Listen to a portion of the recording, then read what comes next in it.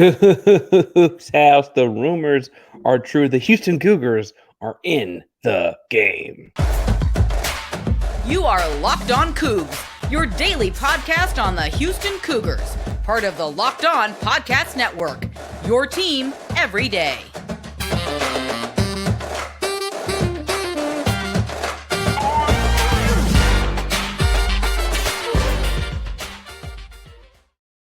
Welcome to Locked On Coogs, daily podcast all about your Houston Cougars. I'm your host, Houston-born teacher and coach Parker Ainsworth, here to break down all things Cougs. If you're a U of H fan or just a hater who came to stop by, please be sure to subscribe down below. That way we get the latest on the Cougs in your newsfeed each and every day. We appreciate you making us your first listen of the day. If you've had us on YouTube, welcome back. It is so good to see you again. Hit subscribe. I think my counter literally here says we are 3 away from 2,000. We're doing giveaway over 250 subscribers. The next big one of those is that 2,000 mark. Let's get there ASAP. Hit subscribe, like and comment on the video. Let's know you're in the contest. We can give something away to one of you. I think it's in the big, as 2,000 is a pretty big marker. Now, if after watching this episode entirely about video games, you're like, I want to talk about real sports, Parker, you just don't know what to say. My question for you is, if you had video games growing up, feel free to say you didn't. What was the first console you had? I remember having both a Sega Dreamcast and an N64 as a kid. I think we actually got the Dreamcast first. Anyway, today's episode is going to be looking at, yes, all things video games. We're talking some about NCAA 25, what that means, what's coming, what the big hubbub was about that on Thursday. Then we'll talk some about what it looks like for Houston, what guys may get rated, what that means for the Cougs in the Big 12 on the video game. And then last but not least, a look at what historic Houston Cougar things will be involved, or what we hope to see involved. Now, I have to say, as a touch point here, let's open up by talking about this a little bit, because NCAA 25 is apparently really going to come out this summer. NCAA is a college football video game in which you can play as your favorite college football team, our Houston Cougars, throughout several decades. It went through from the 90s on through to 2013. In 2013, it was revealed that after the Ed O'Bannon case, really having to do with more of the basketball video game, but obviously would carry over. EA Sports is going to have to start paying athletes to have the game. Then obviously that spoiled the game in the old college football. That meant you couldn't have said video game because there were too many likenesses, and you couldn't just have like random quarterback number 1 from Friendship, Texas, and not know that it was Donovan Smith, right? Like, it didn't work out that way. And so with NIL and that changed lately, they've been finding ways to how we get back to having the game. It, in my opinion, was as much fun, if not more fun, than any game EA Sports put out every year. College football had a number of ways in which it was more fun than Madden. There was different option playbooks. You could pick all kinds of different college teams, and the idea of like hitting the 3 randoms before you played your buddy went a whole bunch of different types of options because there's so many more college football teams. Heisman mode and dynasty mode are a whole lot different in college football games as well, because of the recruiting aspect as opposed to the draft. A whole host of differences that really made it a more fun video game than Madden, in my opinion. Looks like it's coming back. There was a leak of a trailer on Thursday. Looks like a more formal release will be coming out this May, and it'll be rolled out in the summer 2024 plans. They always name it NCAA 25 or whatever, just like they do with other sports games, for those who are kind of learning more about this, because that's when the championship game of that season will be in, right? So the championship game will be just after the start of the new year, and so it's called NCAA 25. Now, we'll hear things like, in a college football game, the womp womp, and we'll hear things like who on the Houston Cougars dominates in Heisman mode. You'll get to be a high school recruit that goes through that process as well. I'm eagerly anticipating different uniforms and throwbacks.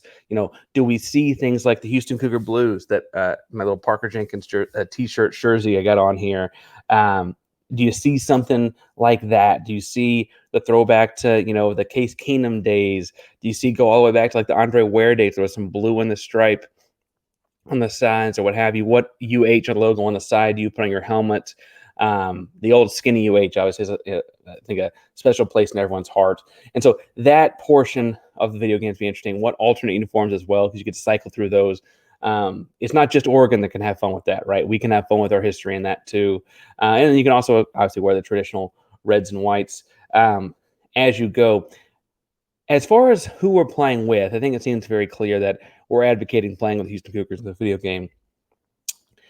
But in terms of a video game, I think it brings an interesting question as to which quarterback would you realistically play with on a video game? Now, I think in real football, for all intents and purposes, it appears that Donovan Smith will be starting football season next year as the starter, unless something really, really bad happens. Donovan had a good, decent year throughout parts of the year. Obviously, some learning curves, becoming a full-time starter at Houston and then a Holgorsen offense, changing gears next year to play in Barbay's offense under head coach Willie Fritz. We're anticipating, second year as a starter at Houston. Those kind of things can help out, as well as an offense that we hope is built more for Donovan's skill set.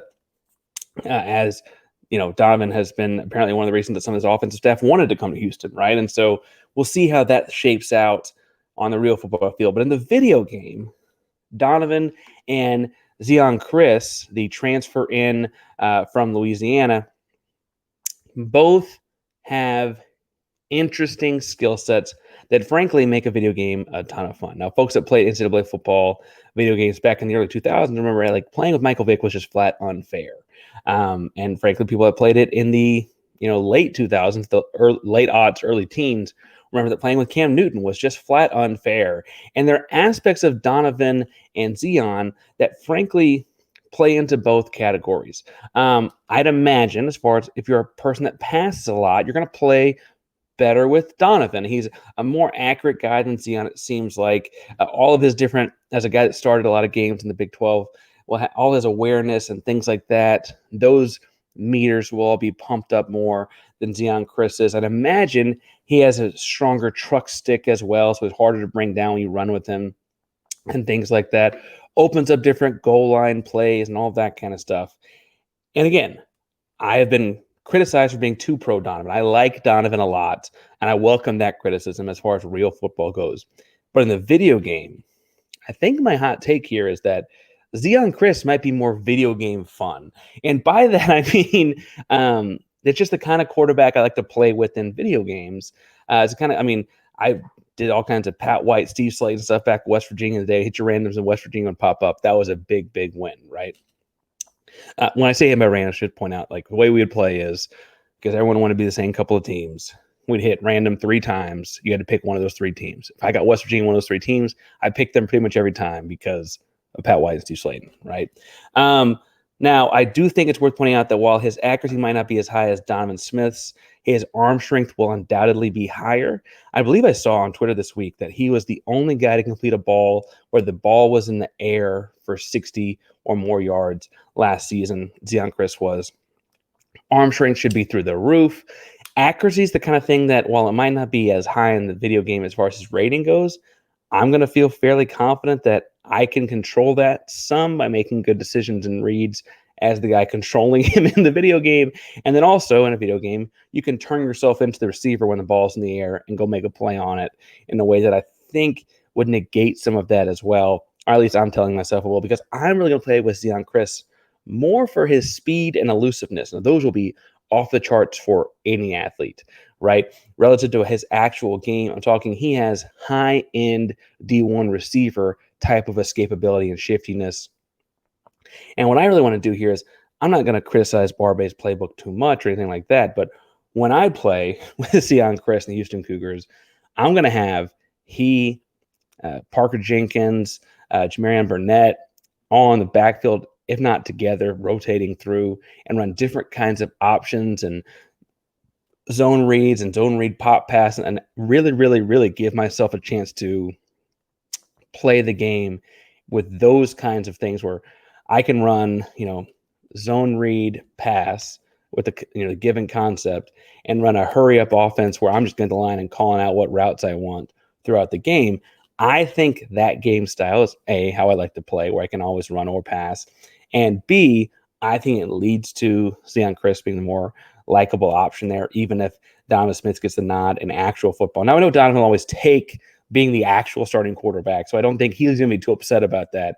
But I've already got my gears turning here as to how to best use Zeon Chriss as a Houston Cougar in this video game. And I think it's worth pointing out that he's going to have some highly rated teammates all around him.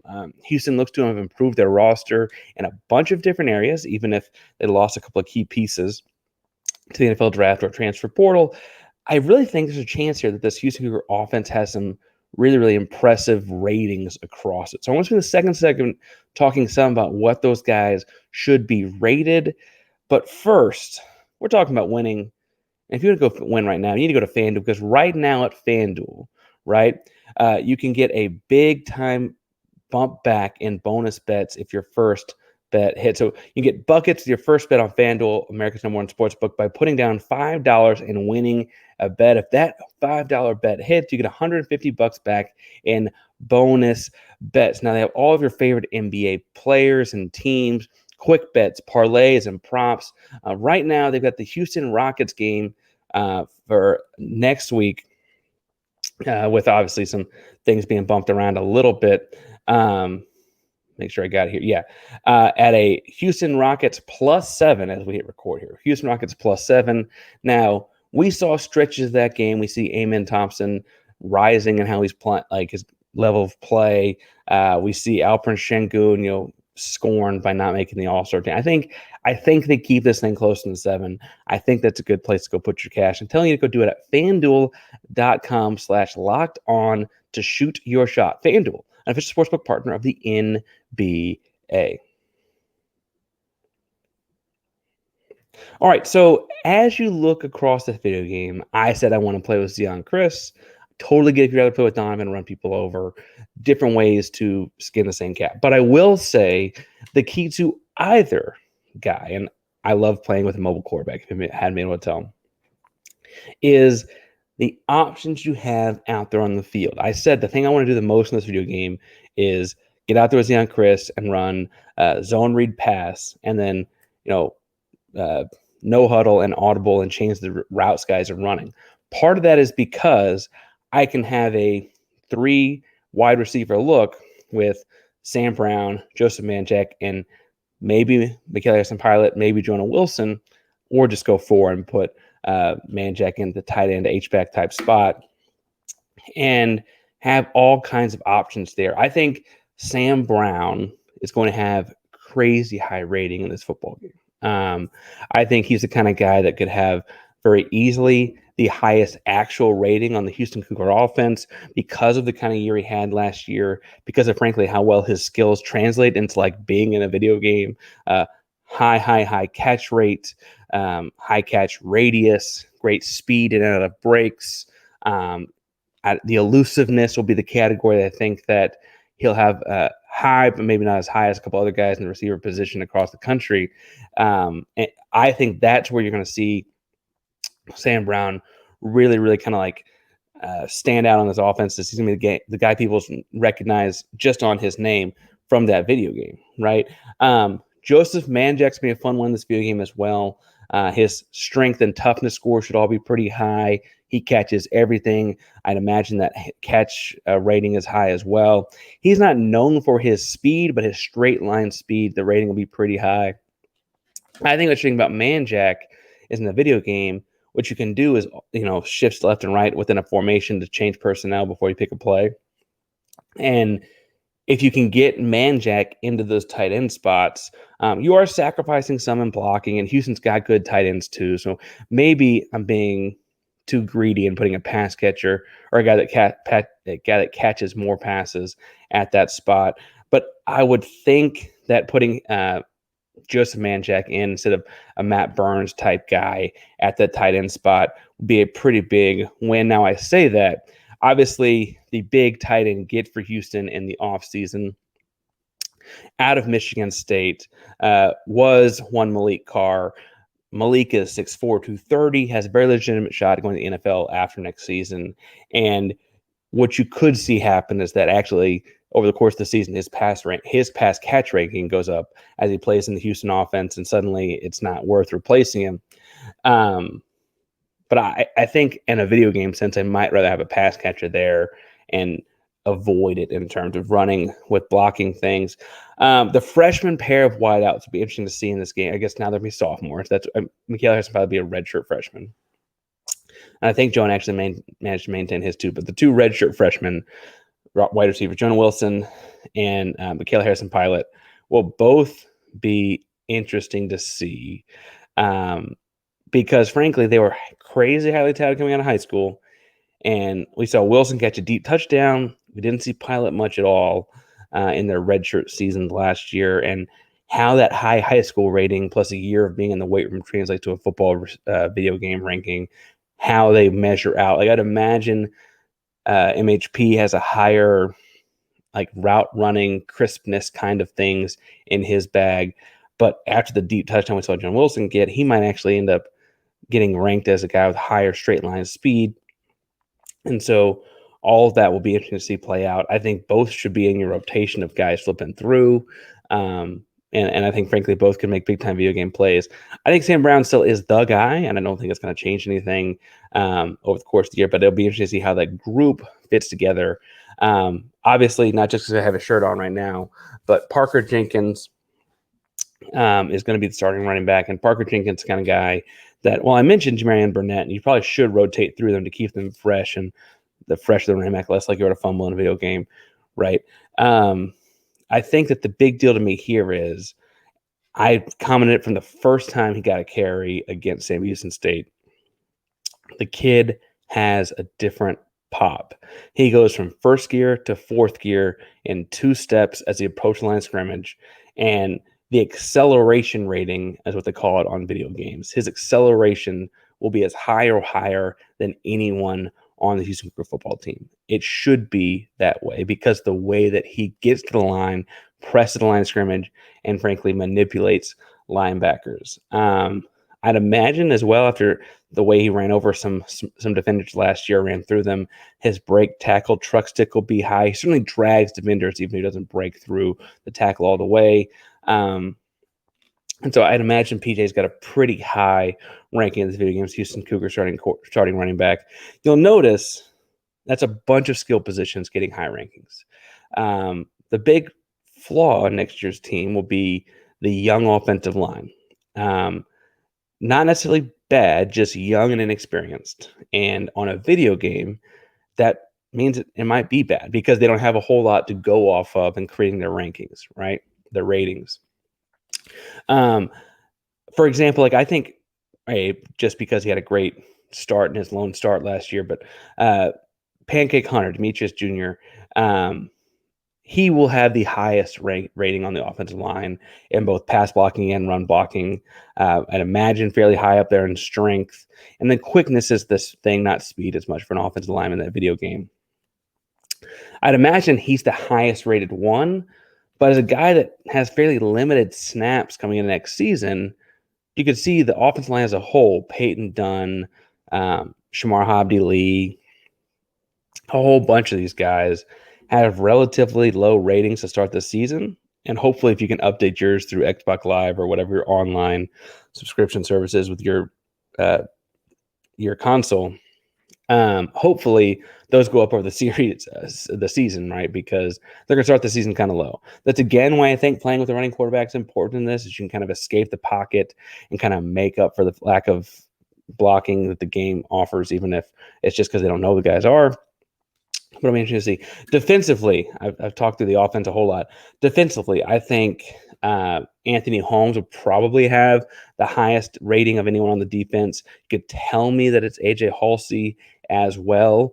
What I will say is that Akeem Ajijalaya is going to have a higher rating at the end of the season than he does at the beginning. They might not give him a whole lot because it's on limited snap counts or whatever, but Akeem the Dream Ajijalaya is going to have a high rating by the end of the season. I'd imagine the highest rated freshman is a toss-up between Mo Williams at safety or Jamarian Burnett at running back. Frankly, the more important one for your video game playing is probably going to be Mo Williams at safety, because once you give Jamarian the football, you get to control him. You're relying a lot on AI and stuff like that for Mo Williams in the back half of the defense. I'm interested as far as defensive stuff goes before moving on. and how the video game ranks or rates Corey Platt. Had he never been hurt, I think Platt would be a very highly touted transfer coming into Houston. And I think that you and I can qualitatively talk through why he's a highly touted guy coming into Houston. How the video game makes up for, discusses, or rates him after his injury, right? Do they take into account at all, right? Because if not, he's going to be a really high-ranked player on this football team. If they do, what do they take away? How much do they take away, right? That'll all be interesting to see. I'm excited to see Corey play next year anyway, but it'll be interesting to see what the video game does. The other thing I think is interesting about seeing what the video game does is how they handle Houston Cougar football history. Now, I want to jump into that in the third segment, but first, we're talking about getting into the game. And if you want to go to the game, whether it's a Houston Cougar game, a Houston Rockets, Astros, etc., Texans game, Dynamo, if you want to go see the a concert, theater production, anything in town, Game Time is the place to go, because if you download the Game Time app today and use code Locked On, you get $20 off your first purchase there at Game Time. Now, they got all kinds of cool options. You can pick a row in a section in row and let them pick the seat for you. You get an average of 18% savings in that way. If you want to see it firsthand, you can see the view from your seat on their site and app. If you find tickets in the same row and section somewhere else for cheaper, you can show that, verify it, and get Game Time to 110% refund the difference between the two. So guarantee you get the cheapest ticket in town to all things, whether it's Houston playing Texas on Saturday in basketball, Houston playing Iowa State on Monday night, big Monday, 8 o'clock p.m. Tip-off now on Monday night in basketball. You can go watch a Rockets game. You can go watch a game, get some Astros tickets while you're on the site. Whatever you do, go to Game Time. Download Game Time app today. Use code Locked On for $20 off your first purchase. Download Game Time today. Last minute tickets, lowest prices, guaranteed. All right, so video games are fun for a number of reasons. Video games are also fun because they help you settle, in a weird way, old debates. You can pull up the 96 Bulls, you can pull up the 2016 Warriors, and you can let them play. Or you can play with them and see who beats who, right? You can pull up the 85 Bears, you can pull up the 2000 Ravens and see who plays who, right? You can do all kinds of different historical matchups because video games, especially in the last 15 years, have really gotten to where they're diving into histories and pulling up old teams. So in pro sports, that has meant that you could go and get the 1984 Oilers, right? Or you could go get the 2009 Texans and play with Andre Johnson. You can go get different eras of your favorite team, the team you grew up rooting for. And it's a way to pull in older fans and things like that, right? If they're transitioning that to the college sports as well, and they'd kind of started doing this before the game got shut down in 2013. What historic Houston Cougar team there is, if there could only be one, is an interesting decision. And I see there's being four options. One, most recently, when they captured our hearts, 2015, right? 2015 team was special. Greg Ward, DeMarcus Ayers, Landon Roberts, great team. 2011, team that captured hearts of a lot of Americans that ended up rooting for Houston for a long time after that. 2011's Case Keenum, Patrick Edwards, Charles Sims, Marcus McGraw, talented team. You can go before my time, frankly. 1990, you got Dave Klinger, Chuck Weatherspoon, right? Fun team. And then ultimately, you probably have to find some way to talk about the 1989 team, because if you're talking about Houston Cougar football history, that's Andre Ware and the Heisman, right? Cornelius Price on defense. It's a fun roster as well. And so I could see if they're only going to get to go have one team, because it's such a big field that it's hard to imagine many schools get more than one team as far as historic teams go. I don't know what the correct answer is. If you think you do, tell me down below. I do know, and you probably already understand based on how I've talked about playing the video game, that I probably would have the most fun playing with the 2015 team in Greg Ward, right? We were robbed of that when the game stopped in 2013. Greg Ward is frankly built for a video game in so many ways. DeMarcus Ayers is not a bad guy to have either on the roster, obviously. Pass rushing, Tyus Bowser and Landon Roberts getting after the quarterback and blitzes and stuff like that, like all kinds of fun things you can do with this team schematically. It plays itself out like a football video game team would be. I think it's a fun way to go about it with EA Sports in that instance. I don't think it's what they're going to do, though. And it's because they don't listen to me, and they only give us one team. If they only give us one team, what I really think is going to happen is actually that they're going to go with 2011. And I think they're going to go with 2011 for a couple of reasons. One, as far as data sets go, they already have the data from when they ran the game before, right? They went through 2013. 2011 was in that. They don't have a 1990 or an 89. They don't have a 2015. They, frankly, would be the easiest work for them. But also, when a layperson, not a fan like you or I, but a person at a national level, thinks of Houston Cougar football in a history sense, they either go back to Southwest Conference days or they go to Case Keenum. There are not as many national level football conversations about Greg Ward and them boys, right? And I think that that's unfortunate. I think that's a problem. I think that Houston deserves, like I said, a handful of teams here. They've got a great history, an underrepresented history in college football. But I think the team that they'll get to pick or that they'll put out there is 2011 because of Case Keenum, because Case Keenum is that electric of a person that they can put his name on the historic Houston Cougar football team. It's hard to complain, right? Like they're just going to get more clicks on it. It's going to get more people playing with it. And if they're going to put the effort into doing it, are they going to pick a team where, not as many people are going to play with them anyway? Now, I will say that I could make a solid argument for at least those four. There are probably others as well. Those are just the first four that came to mind. I'm excited about it, if you can't tell. I'm excited to play NCAA 25 with the Houston Cougars. Now, we may scheme some content kind of stuff up out of it. We'll see. We would have to work with EA to get rights to stream any of it. I don't know if we'll get that or not, but maybe we have a constant conversation, let you come on and talk. We'll see, right? It's going to come out in summer. Summer's got a lot of downtime, so we'll see how that kind of thing goes. Texas preview is up yet from yesterday. Houston plays Texas at home in basketball on Saturday. It is a noon tip-off. It's a big-time game, and it frankly, in some ways, feels like a must-win if they want to win the conference, right? Got to kind of hold court at home, hold home court, right, against the Texas Longhorns. It's a team they know they can beat. As I said in the preview, though, there's some things that make me worried about it. So make sure you go check that episode out. What I'm working on, and I said at the end of that episode, is I'm going to a wedding this weekend. I will be able to watch the game. Game's at noon Central Time. I'm actually on the West Coast. It'll be like 10 a.m. No problem watching that one, right? Also working on getting some stuff out before Houston and Iowa State on Monday night. Currently 2 top 10 teams. Rematch of one of Houston's only couple of losses in the season. Get to see them at home, which is good for the Cougs.